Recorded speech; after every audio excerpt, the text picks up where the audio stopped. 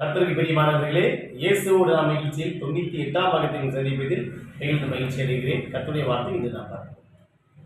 Mark 3ஆம் அதிகாரம் 5ஆம் வசனம்.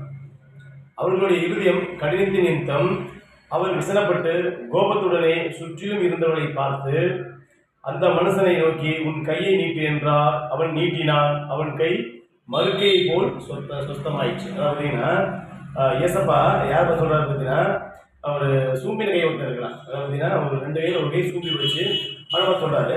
நம்ம ஃபர்ஸ்ட் பார்க்கணும்னா மார்க் 1 பார்த்தீங்கன்னா, மறுபடியும் அவர் ஜெப ஆலயத்திலே பிரவேசித்தார். அங்கே சூம்பின கையுடைய ஒரு மனுஷன் இருந்தான். அவர் ஓய்வு நாளில் அவனை சொஸ்தமாக்கினார். அவர் பேரில் குற்றச்சாட்டலாம் என்று அவர் மேல் நோக்கமாக இருந்தார்கள். அப்போ அங்கே நிறைய பேர் இருக்கிறாங்க.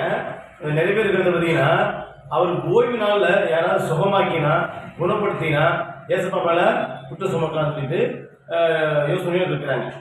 ஏசப்பா அதை அறிஞ்சு கேட்கிறாரு பாருங்க. அப்பொழுது அவர் சூப்பின கையுடைய மனுஷனை நோக்கி எழுந்து நடுவே நில் என்று சொல்லி ஓய்வு அவர்களை பார்த்து, ஓய்வு நாட்களில் நன்மை செய்வதா தீமை செய்வதா ஜீவனை காப்பதா அழிப்பதா எது நியாயம், அதற்கு அவர்கள் பேசாமல் இருந்தார்கள். இது யார் கேட்கிறாருன்னா, அவங்க அநேகர்கள் கூட்டியிருக்காங்க பார்த்தீங்களா, இந்த அநேகர்கள் கூட்டியிருக்கிறாங்க. அவங்கள பார்த்து ஏசப்பா என்ன கேட்கிறாரு, மறுபடியும் படிக்க பாருங்க. அவர்களை பார்த்து ஓய்வு நாட்களில் நன்மை செய்வதா தீமை செய்வதா ஜீவனை காப்பதா